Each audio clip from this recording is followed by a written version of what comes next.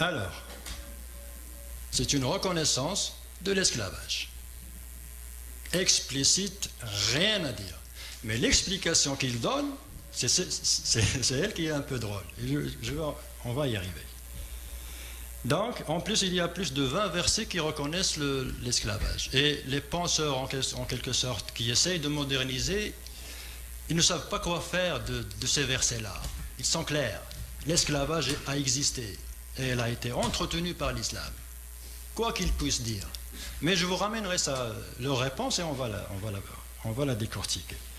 Donc, que faire de ces versets? Voici leur réponse. Alors ils disent qu'il était impossible à l'époque de Mohammed d'abolir l'esclavage, car les bras des esclaves étaient le moteur de l'économie. Mais ils ne disent pas les corps des femmes, c'était le moteur de quoi?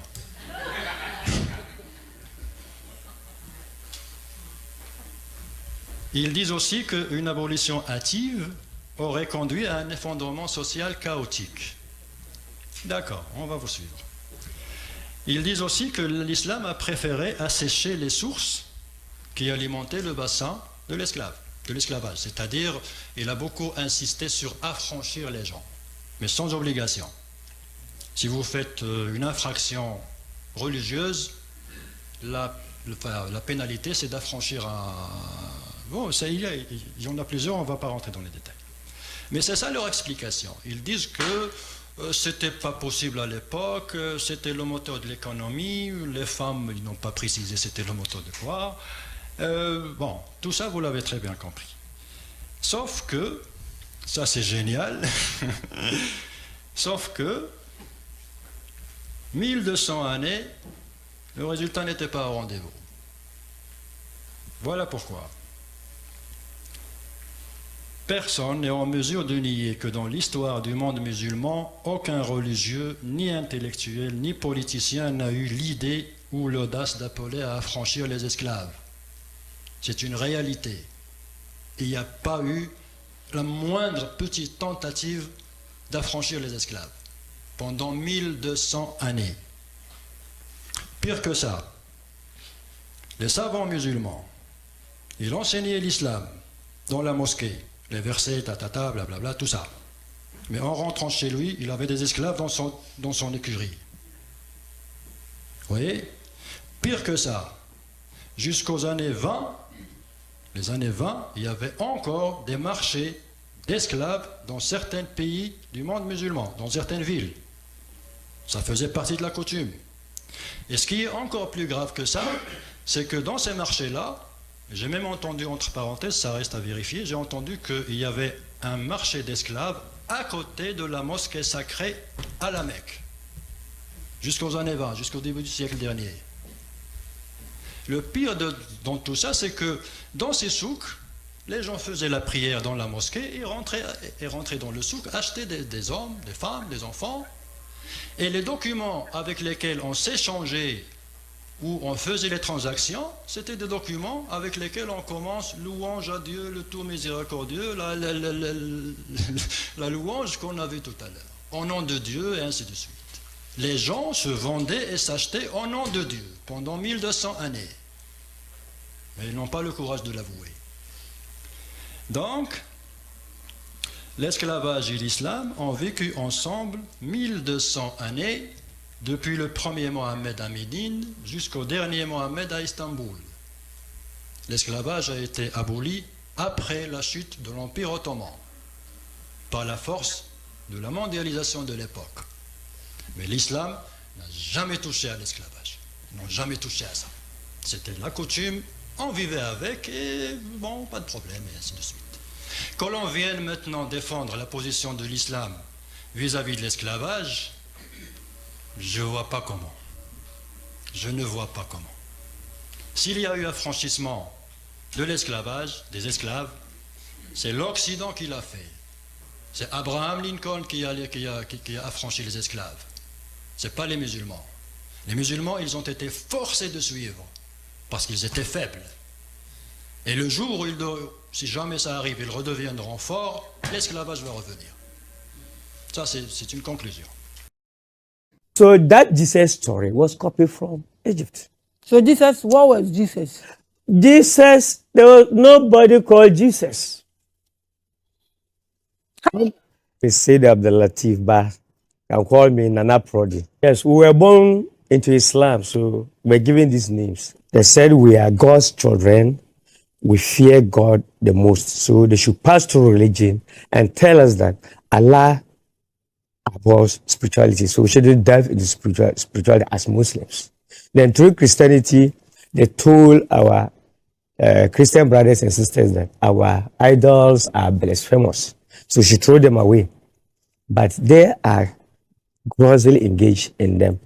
When you go to Arabia, they've entered into the covenant with Allah, and they have coerced the whole of Arabia to worship that Allah.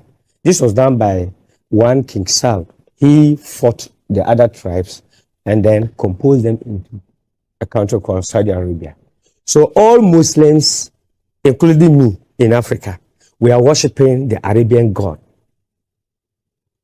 And all Christians in Africa are worshiping the European God, who is Jesus. The Arabian God is Allah, and the European God is Jesus. So let me complete the Pharaoh Akhenaten story. So he created that sort of monotheism.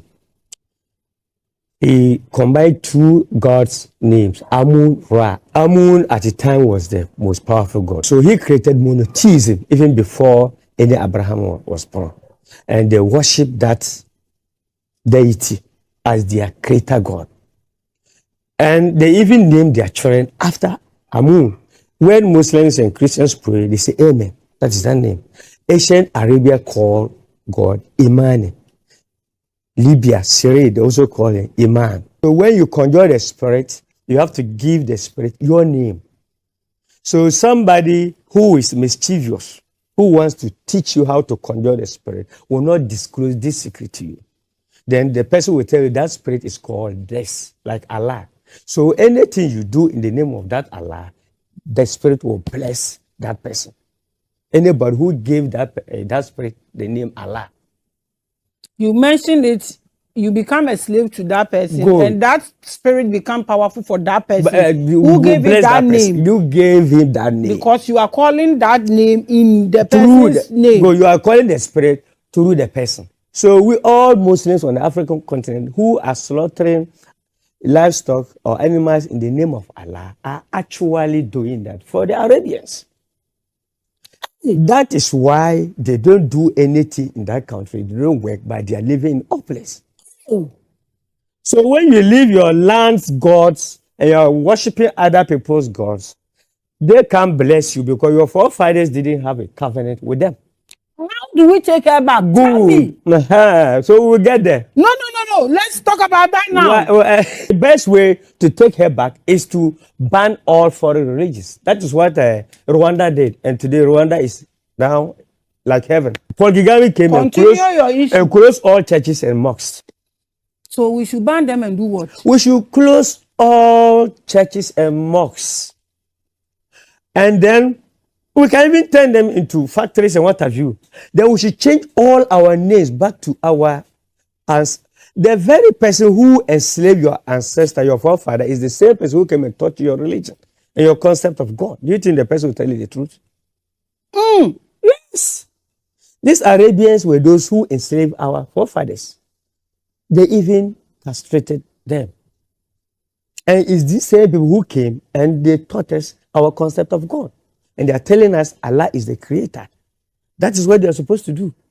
So when they brought Christianity to Africa, our forefathers knew the secret. They told them, you are not those to teach us who God is. We knew God before you. The white people didn't know anything.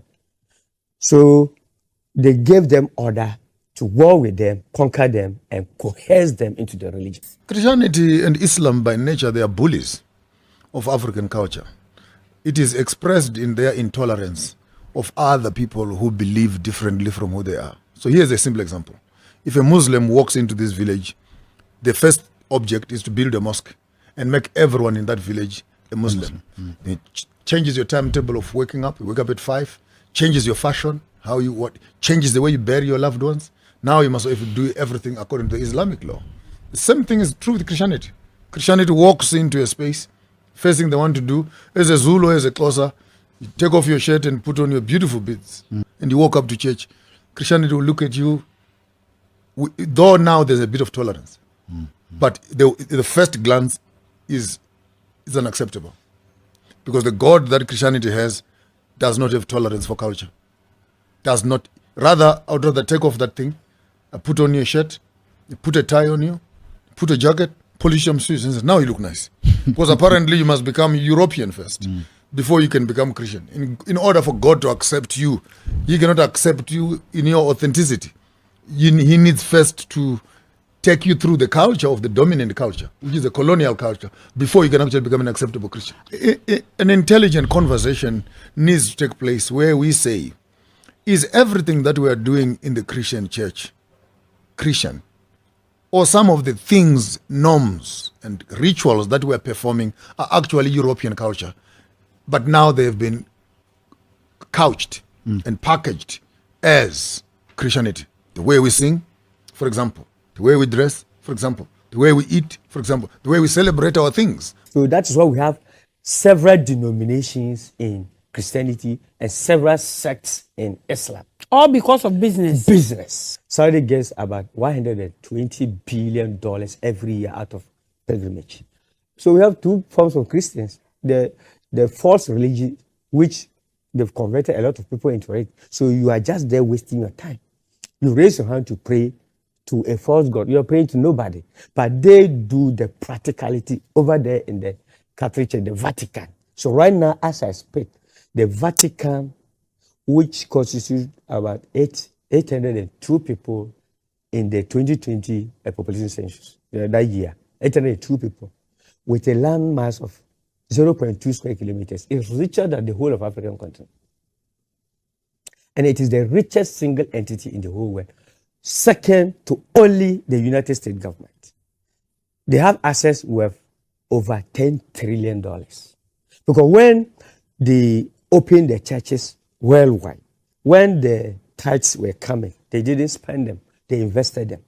And they also do the practicality over there to get what they want. And they told you, you should raise up your hands and pray. So we have prayed up to date, we've got nothing. And we are not even asking ourselves, is it these people, haven't they lied to us? And they don't even care about African Christians who are wallowing in poverty. So anybody who creates a religion, that person and their children, their children's children, and their descendants will live in comfort, luxury. They'll be enjoying lives on this earth till the end of time. And you, the convert, will be wallowing in poverty. They will come and tell you, when you die, you go to some false heaven. Some what? False heaven. Whilst they are living in heaven here.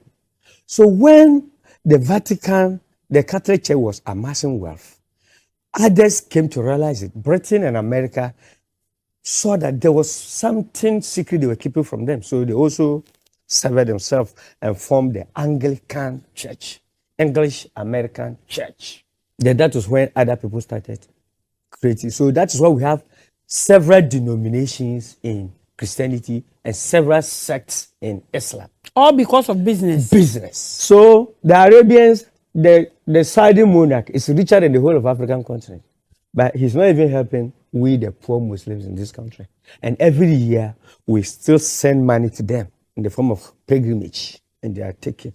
Saudi gets about $120 billion every year out of pilgrimage. We have Hajj and we have Umrah. So we Muslims in Ghana are the poorest in this country, but we still send money to these people. When I was telling my people, they got angry. So I kept quiet. And I told them, let's worship, wallow in poverty, and die. We'll go to heaven. When we are revealing this secret, they told us that anybody who apostatizes, if you renounce Islam, they should kill you. Anybody who speaks against that religion, they should kill you. When you finish, you come and tell me you are God's children.